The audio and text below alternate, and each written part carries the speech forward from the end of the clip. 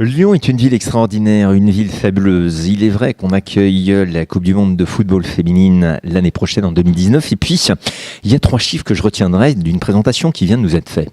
Le premier chiffre, c'est le 9. Le deuxième, c'est 16 000. Et le troisième, c'est 200 000. Qu'est-ce que c'est que ça? Bonjour, Sophie Moreau. Alors, expliquez-nous. 9, 16 000, 200 000.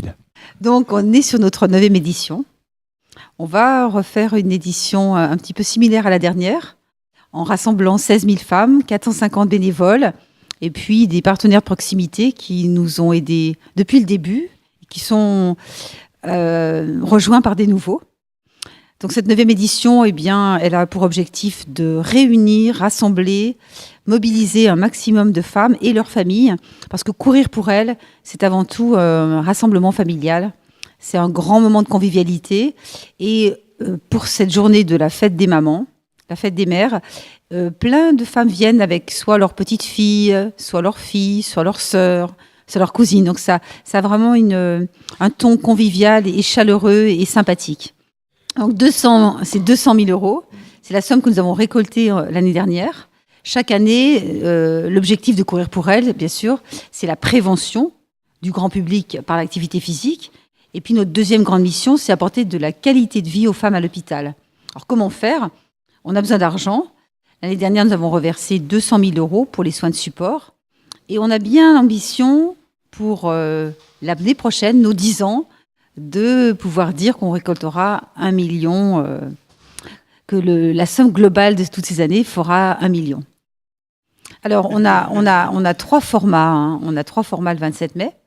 Le premier, c'est une marche de 5 km. Le deuxième, c'est une formule 5 km qu'elle peut faire en marchant ou en courant.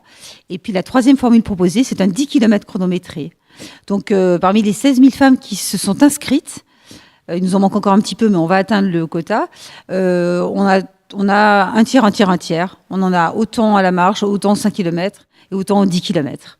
Et puis on a un petit réservoir qui est dédié aux femmes en soins. Et là, on fait une formule de yoga qui permet aux femmes les plus fatiguées de pouvoir faire une activité physique et d'être présentes le jour J. Comment ça a démarré? Parce que ce qui est intéressant, c'est qu'est-ce qui vous a donné l'idée il y a 9 ans de lancer un concept pareil? Alors, c'est pas un concept, c'est un mouvement. L'idée, c'était d'être utile et de mettre du sens dans le quotidien, dans notre quotidien. Et nous, on a perdu des femmes très chères dans notre famille, notamment la maman d'une amie de ma petite fille qui avait 5 ans à l'époque. Donc ça a été un petit peu le détonateur, ça a été l'élément déclencheur. Et puis après, quand on croise des femmes qui ont un cancer, on a envie d'être solidaire. Et moi, j'avais un peu d'énergie à revendre. Et donc, j'ai décidé de la mettre à profit pour les autres. Donc c'était essentiellement mettre du sens dans mon quotidien et puis servir une cause qui est importante, parce que donner et aider les autres, c'est ce qu'on peut faire de mieux dans notre courte existence d'humain. Est-ce que vous considérez qu'aujourd'hui c'est devenu une institution? Parce qu'il y a un t-shirt, obligatoirement on le voit tous les jours, tout au long de l'année. Est-ce que c'est une institution maintenant? Oui, on peut dire qu'aujourd'hui, Courir pour elles, c'est un mouvement social. Hein. Les femmes adhèrent, elles en font partie. Hein. C'est une communauté. Elles font partie de la communauté de la Pink Attitude et elles se reconnaissent entre elles. Il y a un côté très fraternel, un côté très solidaire. Et puis, il y a un côté, ce mot peut avoir vraiment des connotations horribles, communautaire. On est une communauté solidaire, on est engagé, on aide les autres. Et c'est très optimiste, c'est très porteur. Donc oui, on est dans la place, on est reconnu, on est estimé. Il y a beaucoup de cœur dans Courir pour elles, il y a beaucoup d'amour, il y a beaucoup de dons de soi. Et on a bien l'ambition de continuer nos missions sur de nombreuses années encore. Rose ou violet, le t-shirt? Il était rose l'année dernière et il sera rose l'année prochaine.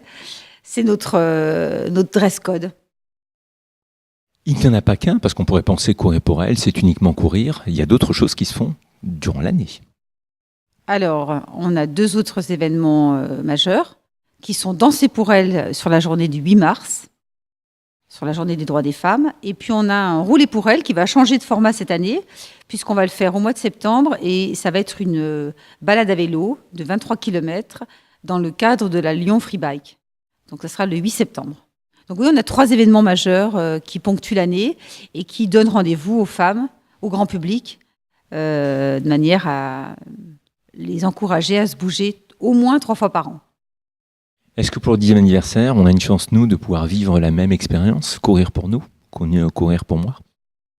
Pour les hommes, alors chaque année, vous pouvez vivre l'expérience en étant bénévole, puisqu'en fait, on a besoin de bénévoles hommes et c'est un bon moyen d'encourager les hommes à vivre cet événement. On ne fera pas de courir pour lui, mais par contre, Danser pour elle est mixte et Rouler pour elle est mixte. Ça veut dire que ces 2 autres événements, les papas peuvent venir avec les mamans et les grands frères avec les grandes sœurs et les tontons avec les tatas. Donc c'est vraiment des formules familiales. Donc on inclut les hommes dans ce projet qui concerne tout le monde. Pour vous retrouver, le site internet, la page Facebook? On est sur Facebook, on est sur www.courirpourelle.com, Instagram, tous les réseaux sociaux. Voilà, et on encourage un maximum de personnes à partager avec les 41 000 followers de notre communauté. Et dernière chose, le rendez-vous samedi 27 mai, c'est ça? C'est un dimanche, c'est dimanche 27 mai, le jour de la fête des mères. Parfait, bon ben, où ça? À Paris, Bron-Paris, avec le métro, avec le Citral qui arrive juste devant le parc. Super, merci. Merci beaucoup.